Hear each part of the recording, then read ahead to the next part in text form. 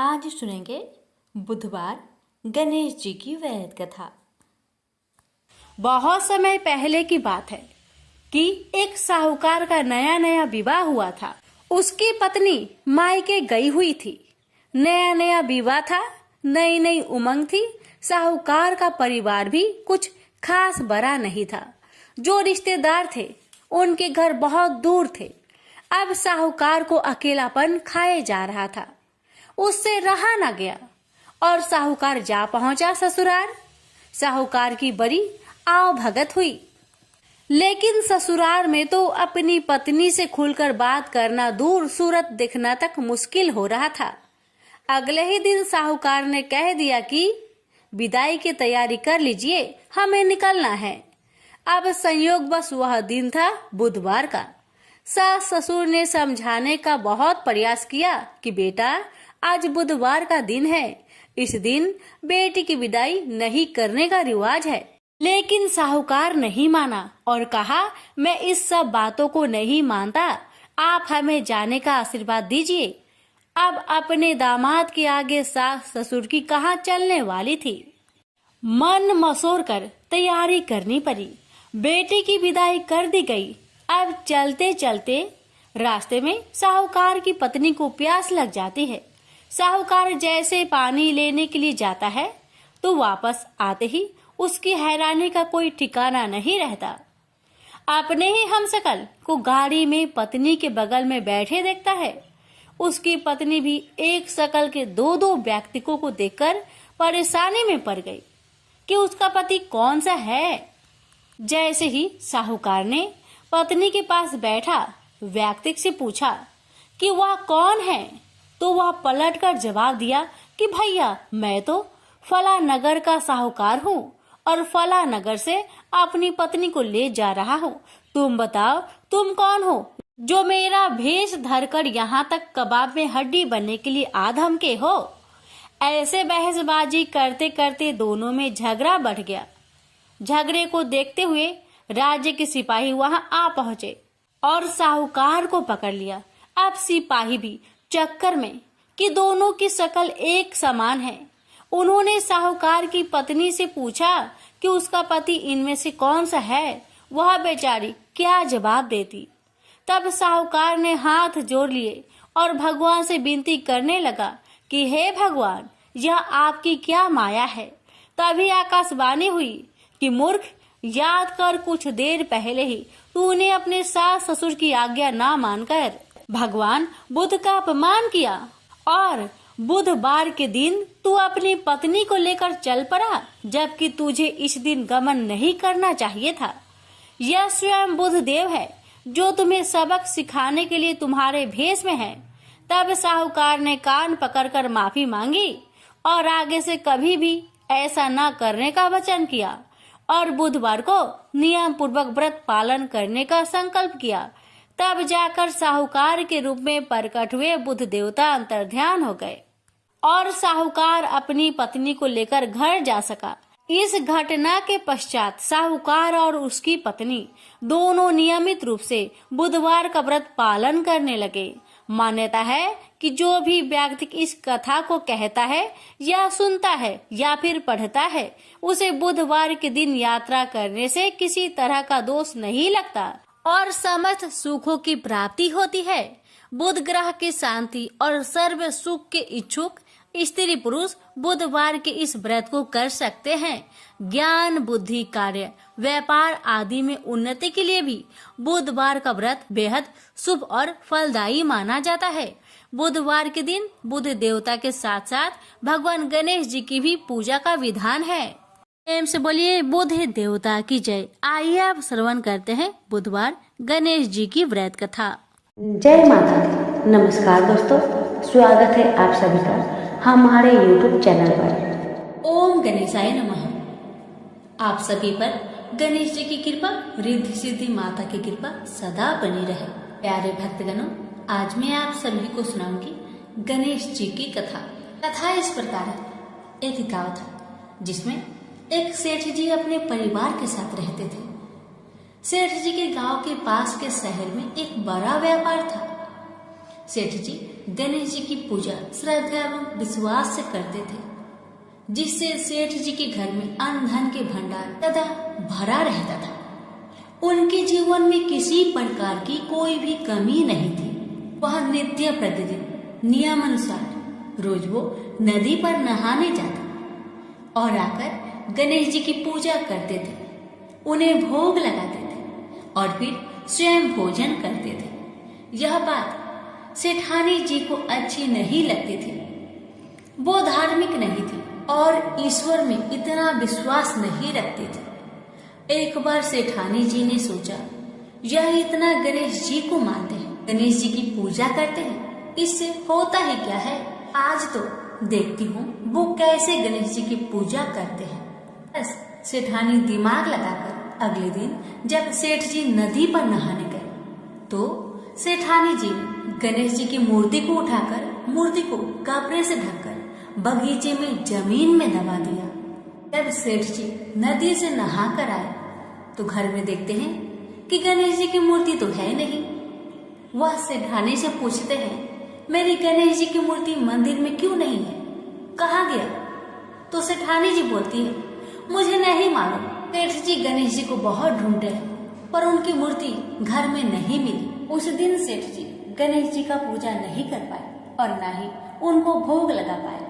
इसके लिए सेठ जी ने अन्न जल का त्याग कर दिया और गणेश जी से प्रार्थना करने लगे, हे प्रभु, लगता है आप मुझसे रुष्ट हो गए हैं और कहीं चले गए हैं। आप अपनी कृपा दृष्टि मुझ पर बरसाइए। हे प्रभु, मुझे दर्शन दीजिए। सेठ जी ने मन ही मन प्रतिज्ञा किया कि जब तक मुझे मेरे गणेश जी नहीं मिल जाते, मुझे दर्शन नहीं देते, मैं तब तक अन्न जल का त्याग करता हूँ। उस दिन पूरा दिन निकल गया। रात्रि में सेठ जी की भक्ति से प्रसन्न होकर गणेश जी भगवान ने सपने में गणेश जी भगवान एक छोटे से चूहे के साथ खेल रहे थे और चूहे को खाने को लड्डू दे रहे थे। चूहा लड्डू लेकर बगीचे में जाता है और जमीन को खोदता है और लड्डू वहीं डाल देता है। अचानक सेठ जी की नींद खुल जाती है। सेठ जी बगीचे में जाते हैं और वहीं खोदने लगते हैं जहाँ पर उन्होंने चूहे को सपने में लड्डू दबाते हुए देखा था। ठीक वहीं पर खोदते हैं। गणेश जी की कृपा से, उनके आशीर्वाद से वहीं पर गणेश जी की मूर्ति कपड़े में लिपटा हुआ मिट्टी के अंदर छुपा हुआ था। सेठ जी ने गणेश जी की मूर्ति को प्रणाम करके उन्हें लेकर घर आया और अच्छे से साफ सफाई करके उनकी पूजा की, उन्हें भोग लगाया। देखकर सेठानी ने पूछा, आपको गणेश जी कहाँ मिले? सेठ जी सेठानी जी से सपने की सारी कहानी बताते हैं। वह बात जानकर सेठानी जी को बड़ा आश्चर्य हुआ। सेठानी को मन ही मन श्रद्धा एवं विश्वास से गणेश जी भगवान की भक्त बन जाती है और सेठ जी से कहती है कि मुझसे बड़ा भारी अपराध हो गया है। अब हम दोनों पति पत्नी प्रेम सहित गणेश जी भगवान की आराधना करेंगे एवं उनकी पूजा में कोई भी कमी नहीं आने देंगे। यह सुनकर सेठ जी बड़े प्रसन्न हो जाते हैं और दोनों पति पत्नी गणेश जी भगवान को धन्यवाद करते हैं। जय बोलिए गणेश भगवान की जय, सदा ही जय। प्रभु अपनी अनुकंपा सेठ सेठानी के समान ही हम सभी पर बनाए रखना। कहानी सुनने वालों की सभी मनोकामनाएं पूर्ण करना। श्री गणेश कथा के अनुसार एक बार देवता कई विपदाओं में घिरे थे। तब वह मदद मांगने भगवान शिव के पास गए। उस समय शिव के साथ कार्तिकेय तथा गणेश जी बैठे थे। देवताओं की बात सुनकर शिव जी ने कार्तिकेय व गणेश जी से पूछा कि तुम में से कौन देवताओं के कष्टों का निवारण कर सकता है। तब कार्तिकेय व गणेश जी दोनों ही स्वयं को इस कार्य के लिए सक्षम बताए। इस पर भगवान शिव ने दोनों की परीक्षा लेते हुए कहा कि तुम दोनों में से जो सबसे पहले पृथ्वी की परिक्रमा करके सबसे पहले हमारे पास आएगा, वही देवताओं की मदद करने जाएगा। भगवान शिव के मुख से यह वचन सुनते ही कार्तिकेय जी अपने वाहन मोर पर बैठकर पृथ्वी की परिक्रमा के लिए निकल गए। परंतु गणेश जी सोच में पड़ गए कि वह चूहे के ऊपर चढ़कर सारी पृथ्वी की परिक्रमा करेंगे तो इस कार्य में उन्हें बहुत समय लग जाएगा। तभी उन्हें एक उपाय सूझा। गणेश जी अपने स्थान से उठे और अपने माता पिता की 7 बार परिक्रमा करके वापस बैठ गए। परिक्रमा करके लौटने पर कार्तिकेय स्वयं को विजेता बताने लगे। तब शिव जी ने श्री गणेश जी से पृथ्वी की परिक्रमा ना करने का कारण पूछा। तब गणेश जी ने कहा, माता पिता के चरणों में ही समस्त लोक बसा है। यह सुनकर भगवान शिव ने गणेश जी को देवताओं के संकट दूर करने की आज्ञा दी। इस प्रकार भगवान शिव ने गणेश जी को आशीर्वाद दिया कि चतुर्थी के दिन जो तुम्हारा पूजन करेगा और रात्रि में चंद्रमा को अर्घ्य देगा, उसके तीनों पाप यानी देहिकता, देविकता तथा भौतिकता दूर होंगे। इस व्रत को करने से व्रतधारी के सभी तरह के दुख दूर होंगे और उसे जीवन की भौतिक सुखों की प्राप्ति होगी। चारों तरफ से मनुष्य की सुख समृद्धि बढ़ेगी। पुत्र पौत्र आदि धन ऐश्वर्य की कमी नहीं रहेगी।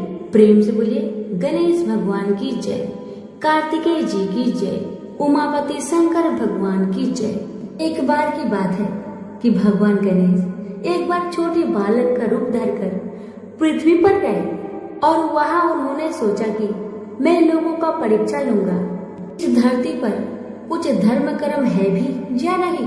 भगवान गणेश अपने दोनों हाथों में एक एक छोटी चम्मच पकड़कर एक चम्मच में चावल और एक चम्मच में दूध लेकर गांव के सभी घरों में बारी बारी जाकर एक ही बात कह रहे थे कि कोई मेरे लिए खीर बना दो, कि कोई मेरे लिए खीर बना दो। लोग उसकी बात सुनकर उनका मजाक उड़ाते थे। सब गांव वाले उनसे कहते कि ए बुद्धू बालक, क्या कभी एक चम्मच चावल और एक चम्मच दूध से खीर बना है जो तुम घर घर घूमकर चिल्ला रहे हो कि मेरे लिए कोई खीर बना दो, कि मेरे लिए कोई खीर बना दो। ऐसा कह कहकर गांव वाले भेष रूपी गणेश जी का मजाक उड़ा रहे थे।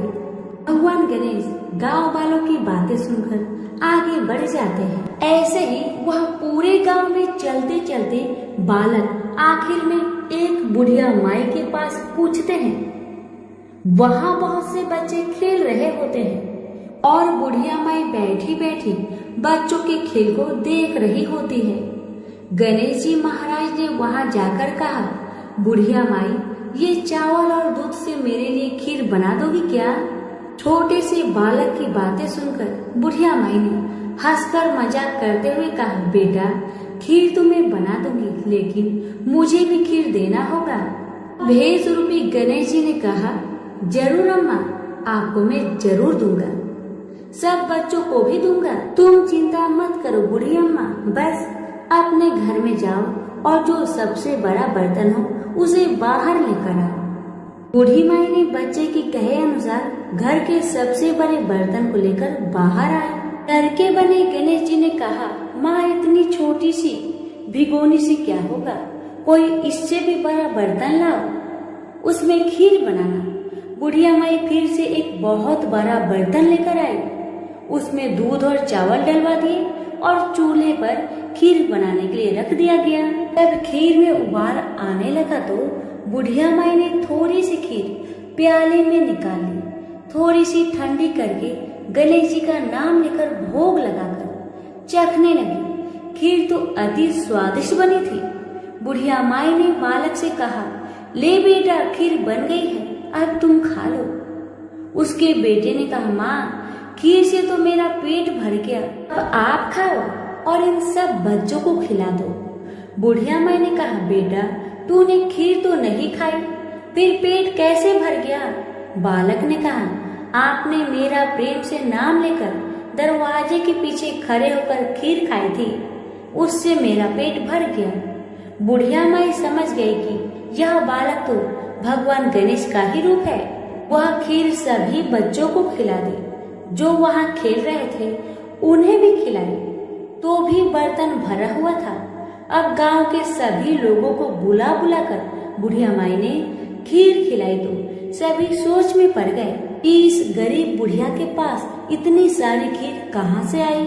अंत में बुढ़िया माई को गणेश जी ने आशीर्वाद दिया कि और जो खीर बच गई है उससे तुम घर में पीछे खारा खोदकर गाड़ा हो। फिर कुछ दिन बाद वो खीर सोना बन गई।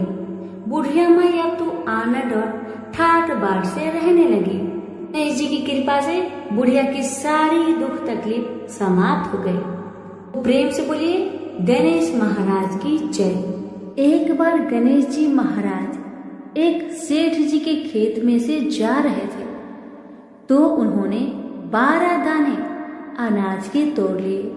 फिर गणेश जी के मन में पछतावा हुआ कि मैंने तो सेठ जी की यहाँ चोरी कर ली। तो गणेश जी सेठ जी के 12 साल की नौकरी करने लग गए।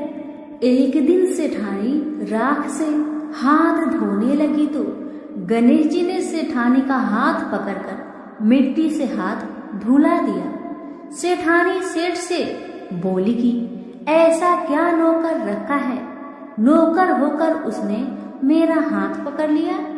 सेठ जी ने गणेश को बुलाकर पूछा कि तुमने सेठानी का हाथ क्यों पकड़ा। तो गणेश जी ने बोला कि मैंने तो एक सिर की बात बताई है। राख से हाथ धोने से घर की लक्ष्मी नाराज होकर घर से चली जाती है और मिट्टी से हाथ धोने से आती है। सेठ जी ने सोचा कि गणेश है तो सच्चा। थोड़े दिनों बाद कुंभ का मेला आया। सेठ जी ने कहा गणेश सेठानी को कुंभ के मेले में स्नान करा के ले आओ। सेठानी किनारे पर बैठकर नहा रही थी तो गणेश जी उनका हाथ पकड़कर आगे डुबकी लगवा लाए। घर आकर सेठानी ने सेठ से कहा कि गणेश ने तो मेरी इज्जत ही नहीं रखी और इतने सारे आदमियों के बीच में मुझे घसीट कर आगे पानी में ले गए। तब सेठ जी ने गणेश जी को पूछा कि ऐसा क्यों किया। तो गणेश जी ने कहा कि सेठानी किनारे बैठकर गंदे पानी से नहा रही थी तो मैं आगे अच्छे पानी में डुबकी लगवा कर ले आया। इससे अगले जन्म में बहुत बड़े राजा और राजपाट मिलेगा। सेठ जी ने सोचा कि गणेश है तो सच्चा।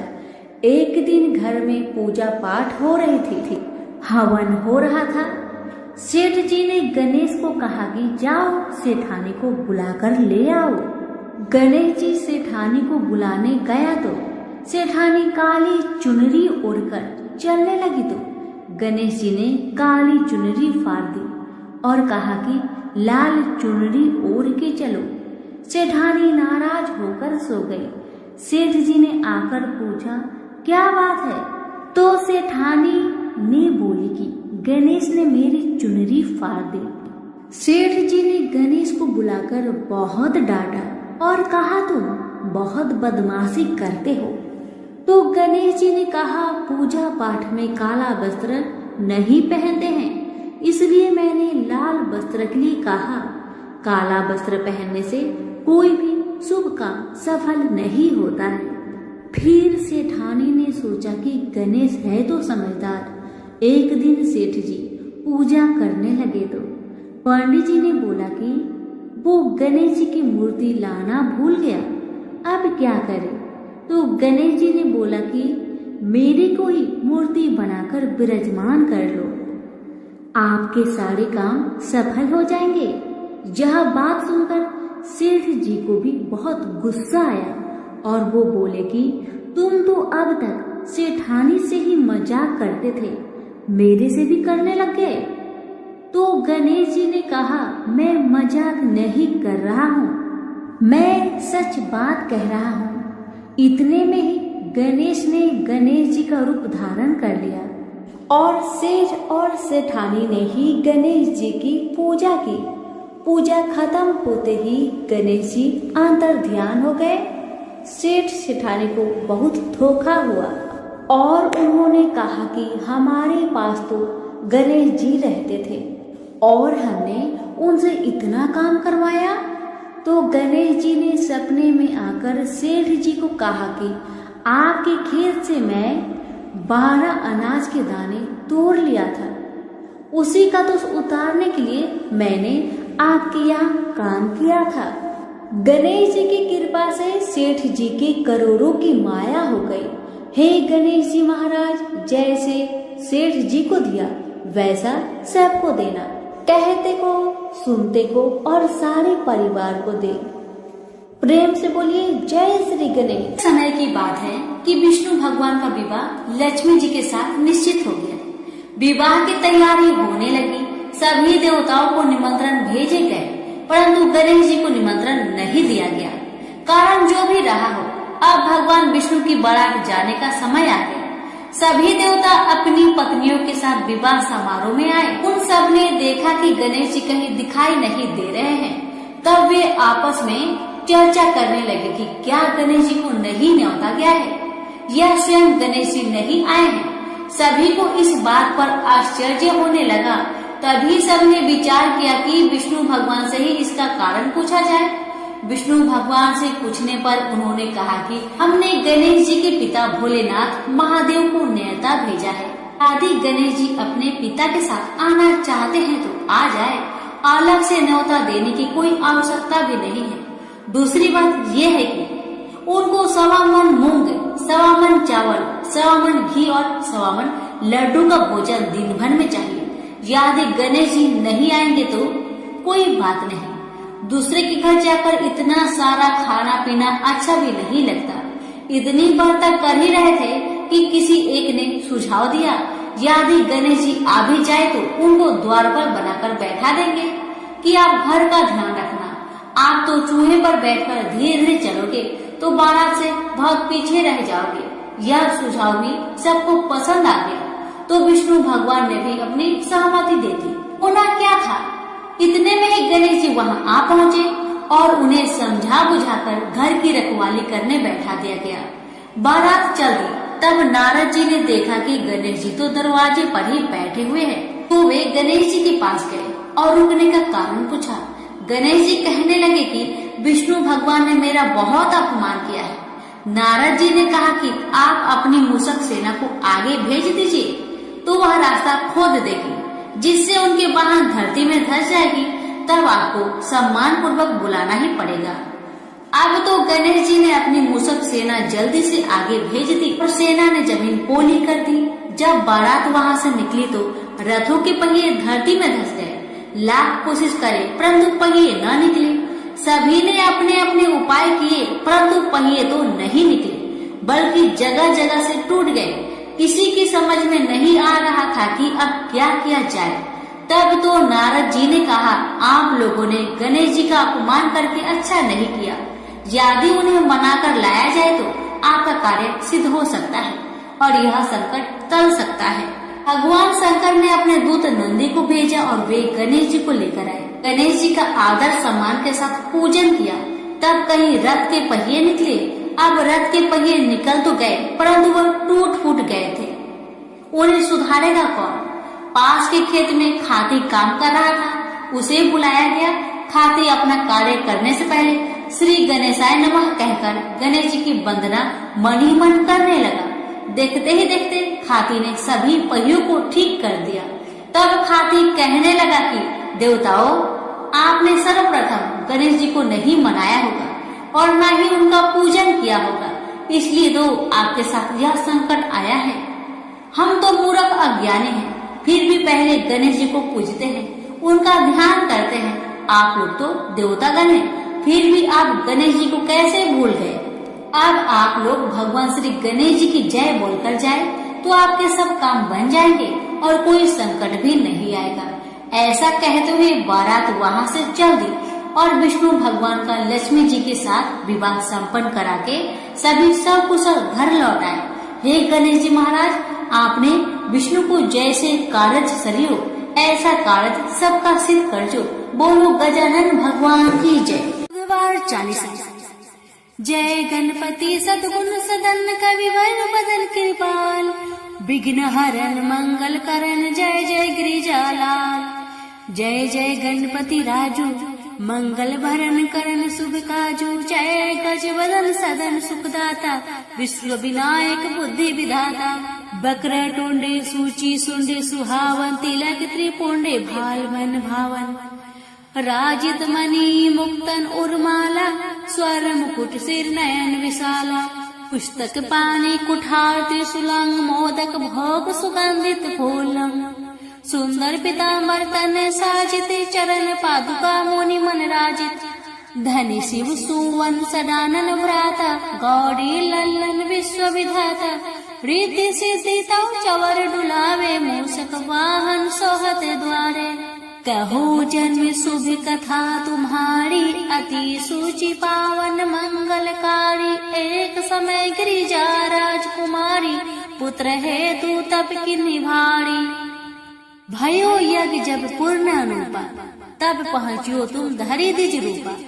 अतिथि जाने के गौरी सुखारी, बहु विधि सेवा करी तुम्हारी। अति प्रसन्न है तुम बर दीन्हा, मातु पुत्र हित जो तप किन्हा। मिलही पुत्र तुम्हें बुद्धि विशाला, बिना गर्भ धारण यही काला। गजनायक गुण ज्ञान विधाता, पूजित प्रथम रूप भगवाना। अष्टही अंतर्धान रूप है, पालना पर बालक स्वरूप है। बनी शिशु रोदन जब ही तुम ठाना, लखी मुख सुख नाही गौरी समाना। सकल मगन सुख मंगल गाही, नभते सूरन सुमन वर्षवाही। शंभु उमा बहुदान लुटावाही, सुर मुनि जन सुत देखन आही। लखियति आनंद मंगल साजा, देखन भी आए सनी राजा। निज अवगुण गुण सनी मन माही, बालक देखत चाहत नाही। गिरिजा कुछु मन भेद बधाओ, उत्सव मोर न सनी तू ही भाओ। कहत लगे सनी मन सकुचाई, कहत करी हो शिशु मोहि दिखाई। नहीं विश्वास उमा करे भाव, सनी सो बालक देखित कहाऊ। परत ही सनी दृंग कोन प्रकाशा, बालक सिर उड़ गयो आकाशा। गिरिजा गिरी विकल है धारिणी, सो दुख दशा गयो नहीं वरनी। हाहाकार मचियो कैलासा, सनी किन हो लखी सुत को नासा। तुरंत गरुड़ चढ़ी विष्णु सिधाए, काटी चक्र सो गज सिरिलाए। बालक के धर ऊपर धरियो, प्राण मंत्र पढ़ शंकर डारियो। नाम गणेश शंभु तब कीन है, प्रथम पूज्य बुद्धि निधि वर दीन है। बुद्धि परीक्षा जब शिव किन्हा, पृथ्वी की प्रदक्षिणा लिन्हा। चले सदानन भरे में भुलाई, रची बैठ तुम बुद्धि उपाय। चरण मातु पितु के धर लिन है, तीन के साथ प्रदक्षिणा किन है। धनी गणेश कही शिव ही हरि से, नभते सूरन सुमन बहु बरसे। तुम्हारी महिमा बुद्धि बराई, से सहस मुख सके न गाई। मैं मतिहीन मलिन दुखारी, करहूँ कौन विधि विनय तुम्हारी। भजत राम सुंदर प्रभु दासा, लाख प्रयास ककरा दुर्वासा। अब प्रभु दया दिन पर कीजे, अपनी शक्ति भक्ति कुछ दीजे। प्रेम से बोलिए गणेश महाराज की जय। अब श्रवण करें गणेश जी की आरती। जय गणेश जय गणेश जय गणेश देवा, माता जाकी पार्वती पिता महादेवा। एक दंत दयावंत चार भुजा धारी, माथे सिंदूर सोहे मूस की सवारी, पान चढ़े फूल चढ़े और चढ़े मेवा, लड्डुअन का भोग लगे संत करे सेवा। जय गणेश जय गणेश जय गणेश देवा, माता जाकी पार्वती पिता महादेवा। अंधन को आँख देते कोढ़िन को काया, बाझन को पुत्र देते निर्धन को माया। सूर्य श्याम शरणाए सफल कीजिए सेवा, जय गणेश जय गणेश जय गणेश देवा। माता जाकी पार्वती पिता महादेवा, दीनन की लाज रखो शंभु सुते कारी, कामना को पूर्ण करो जय बलिहारी। प्रेम से बोलिए गणेश महाराज की जय। आरती युगल किशोर की कीजिए, तन मन छावर कीजिए। आरती युग स्वर की कीजिए, तन मन छावर कीजिए। गौर श्याम मुख निरखत लीजिए, हरि का स्वरूप नयन हरि पीजिए। रवि शशि कोटि बदन की शोभा, ताही निरखी मेरे मन लोभा। ओढ़े नीले पीठ पटे साड़ी, कुंज बिहारी गिरिवर धारी। फलन की सेज फुलन की माला, रत्न सिंहासन बैठे नंदलाला। मोर मुकुट करे मुरली सोहे, नटवर कला देखी मन मोहे। कंचन धार कपूर की बाती, हरियाय निर्मल भई छाती। श्री पुरुषोत्तम गिरिवर धारी, आरती करे सकल ब्रज नारी। नंद नंदन ब्रिज भानु किशोरी, परमानंद स्वामी अभी चल जोड़ी। प्रेम से बोलिए बुद्धि देव की जय।